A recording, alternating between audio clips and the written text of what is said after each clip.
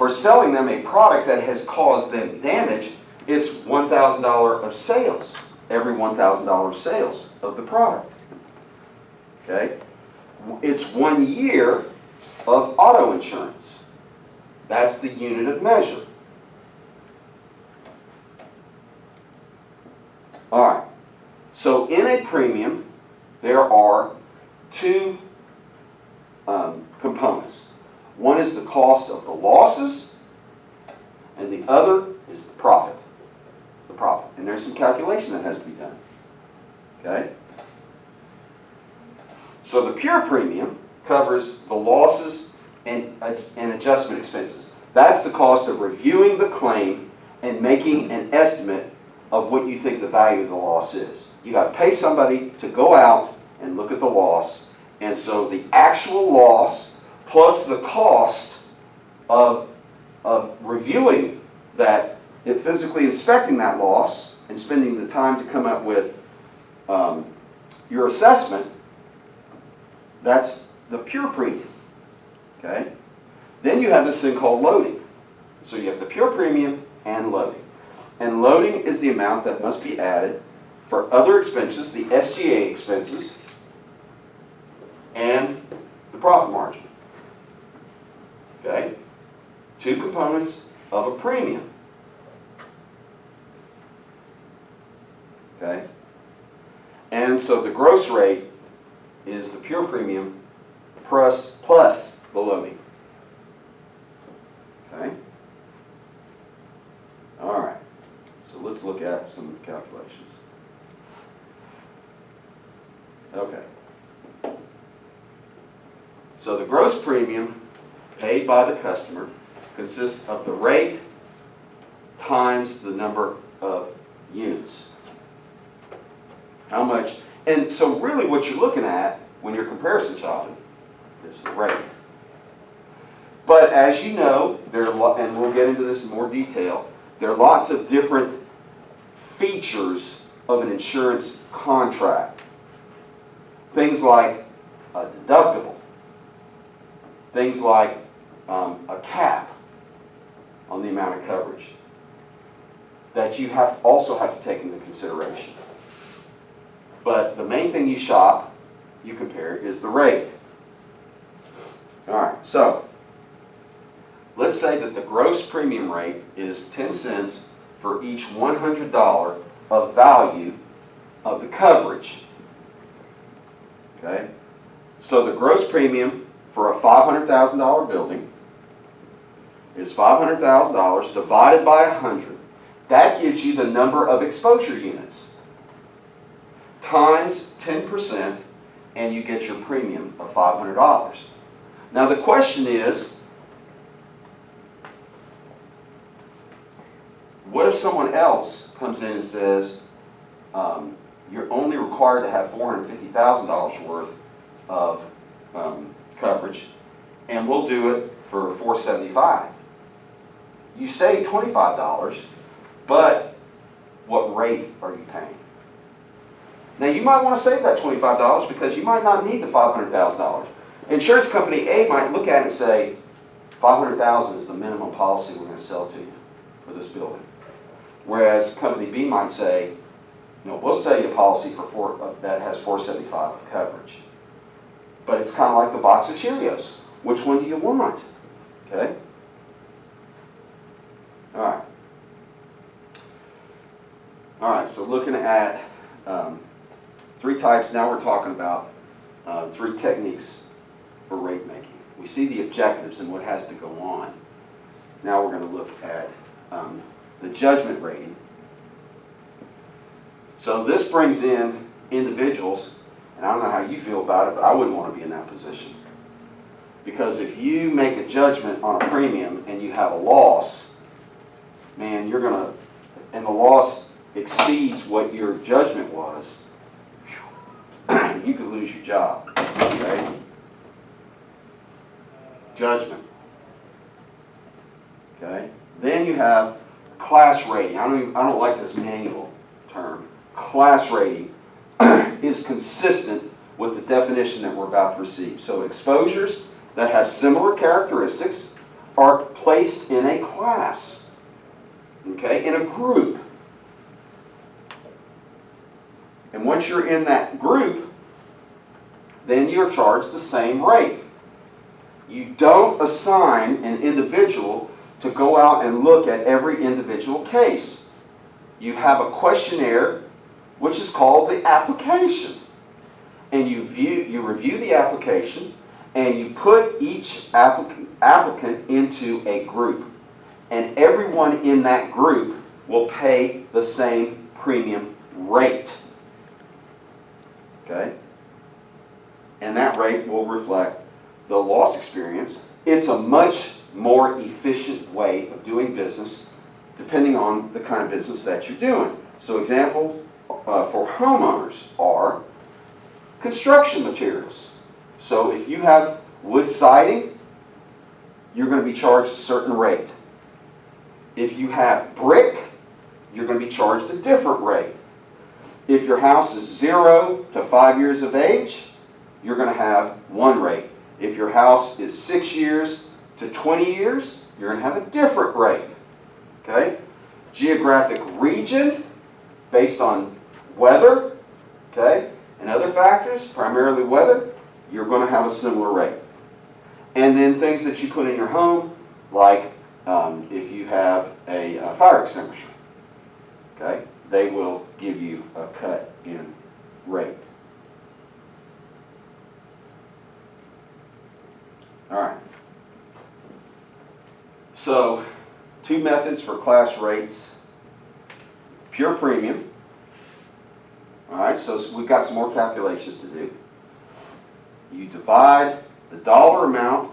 This is kind of interesting. I enjoy doing this. The dollar amount of the incurred losses and adjustment expenses by the number of exposure units. So, 500,000 cars covered. Okay? And I was talking to a guy this morning who lives on a sailboat. And we were talking about his rate. He pays $350 a month.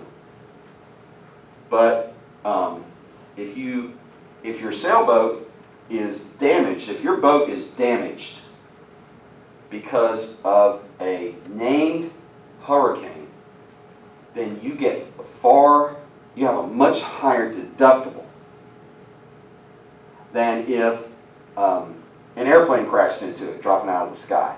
Because the insurance company says you were given adequate time to move your boat and you didn't do it. Therefore, you contributed to the loss. Therefore, your deductible is going to be much, much higher. So it's interesting how this works.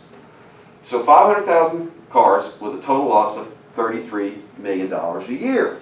Okay, the pure premium is $33 million, which is the total loss, divided by 500,000 units, and the average loss per unit is $66. Okay?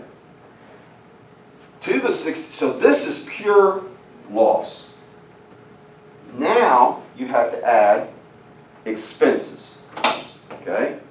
And expenses are considered a percentage of the gross rate.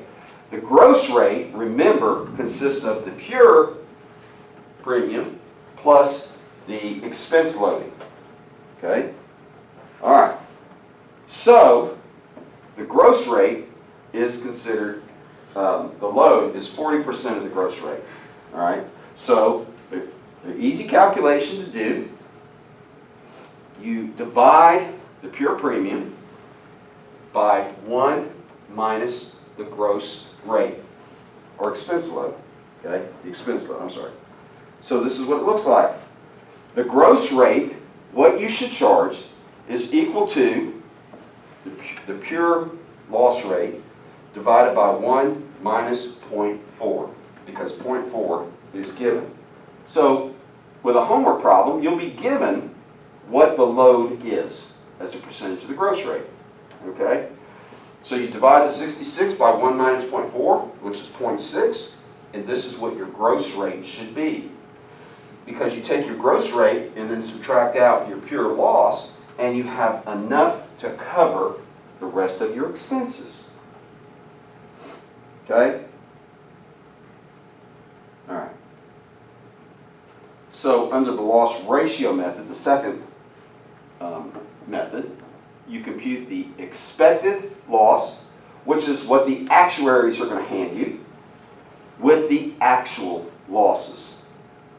And then what you have to do is adjust your premiums going forward to make up for it, which is why every year premiums are, for property and casualty, are adjusted based on the losses that happen. Okay, so again, the actuaries calculate that, and then you take the actual loss and divide it into the premiums that are earned. So now you have the expected loss and the actual loss. And of course, what you're hoping, what are you hoping? That the actual loss is less than the expected loss. If that happens, that's good for the company financially, and that means the company will adjust premiums downward. So it's good for the customer too. It's like, so pray that we only have 2 hurricanes instead of 8. All right? All right. So the expected loss ratio subtracted from the actual loss ratio. Okay? And then that difference is divided into the expected loss ratio to determine the relationship by what percentage did the expected loss ratio miss, high or low. Were they 10% off? Were they 20% off? Here's an example. And this is the amount the premiums have to be adjusted. And they can't adjust them after the fact. They can't say, oh, we meant to charge you more at the beginning of the year. They have to tack it on to next year. All right, for example, the loss is, the actual loss is $800,000, and premiums are $1 million. Okay? I guess that's the expected loss. No, that's the actual loss. So the actual loss ratio is 80%. So there's a word missing here. It should say actual. All right. The expected loss ratio going into it was 70%. They expected to lose $700,000, but they lost $800,000. Sad year. Not a great year. Okay? What are they going to do? Well, they're going to make up for it next year. All right. The rate has to be adjusted, and here's how we're going to adjust it. We're going to take the actual loss minus the expected loss, okay, ratio, and divide it into the expected loss ratio, and that's 14.3%. And the premium is going to go up next year by 14.3% to make up for it. That's how they do it. All right? So you can see you got some calculations. They're not difficult, but once you can, I said you're going to have a card you can come in with.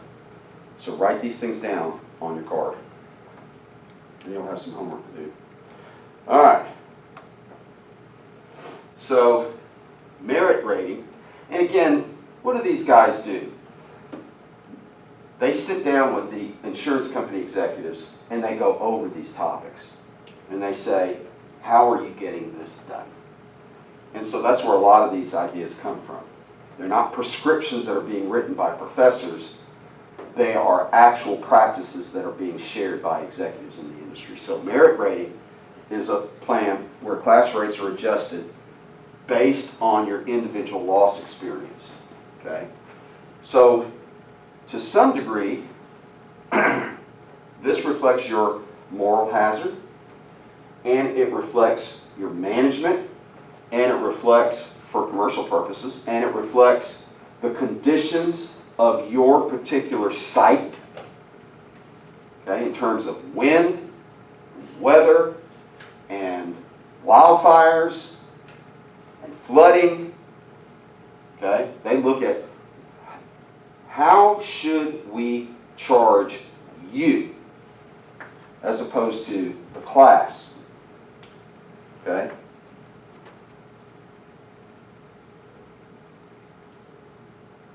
Okay. Again, you know, I'm not going to get into, on the test, I'm not going to get into asking you these different rating plans. It's too much detail to remember, and they don't give you really an adequate explanation. Okay? So again, I remember one of my clients got so angry with State Farm because she looked at her policy, and in the description of her property, they used the wrong building materials. And the agent never came out to review her house. So she changed, okay? Because these things have an impact on your premium. But you can see the kinds of things, just common sense, that go into how a person who is in the business of estimating losses, the kinds of things they think about. How am I going to set a premium? Okay?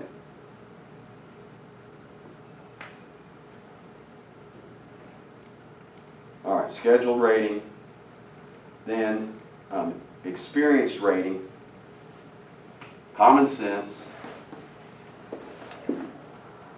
I called my agent the other day and said, I've got a truck kicked up a rock, hit my windshield. Anybody experience that? The question is, should I file a claim or just take care of it myself? You know, which is better? And he said, well, you got a $250 deductible. Well, I didn't realize that. On windshields, I used to have a $100 deductible on my windshield. But the question is, if I file a claim, let's say I have a $100 deductible and it costs $300 to replace the windshield.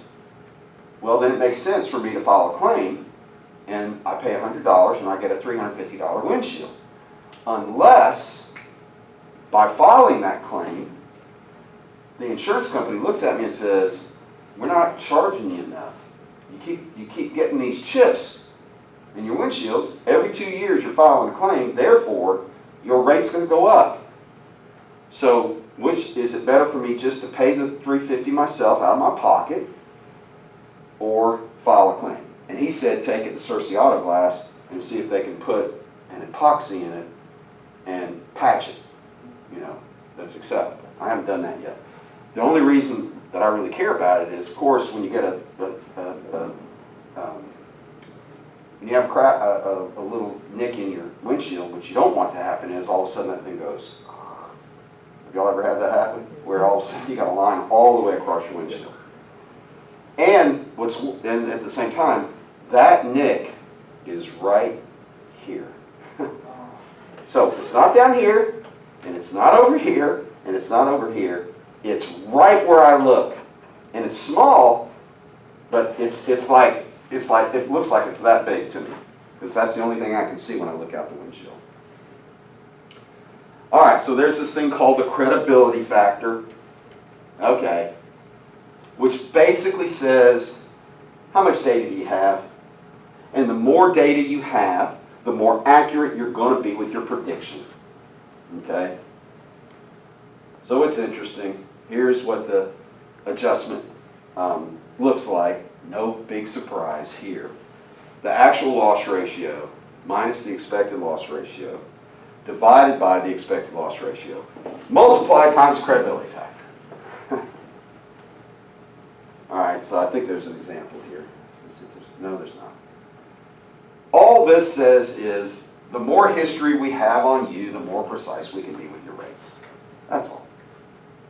Okay? All right. And again, I'll promise you, I'm not going to get very detailed in asking questions about this kind of thing. I think if the book gave us a better explanation of these things and how they work, I'd be more inclined to say, yeah, this is important. But also, these are not the kinds of questions you're going to get on an insurance exam. Now, if you go to work as an underwriter at the insurance company, yeah, okay, that's a different deal. But these aren't questions on an insurance licensing exam. All right, so let's say current premium is $30,000. The actual loss ratio is 20%. Expected loss ratio is 30%. Well, woohoo! You had a good year. Premium's going to come down. Okay, credibility factor is 29%, which means nobody believes that. That's a weird one-off thing. So are we going to make a big adjustment downward in our premiums? And the answer is no, not yet. Not yet. If this keeps happening 5 years from now, this credibility factor is going to be 90%. And yeah, we're going to make a big adjustment downward. But until this thing goes up here and we have more data, this is a one-off. And we might make a small adjustment, but we're not going to make a big adjustment. All right, so here's the premium adjustment. Actual divided by expected, divide that into expected, times your credibility factor. And you can see that it's only going to go down 9.67% instead of by roughly 50%, or I'm sorry, 30%. Because nobody believes this. Don't have enough history. All right. Retrospective. Woo! Don't see this very often. The loss experience during the current policy period determines the premium that's paid for that period. So that means that you pay throughout the year and then they adjust it during that year. Okay? Let's see if there's an example. Can't remember if there is. No, there's not. Okay, now, so that was PC. Now we're looking at life insurance.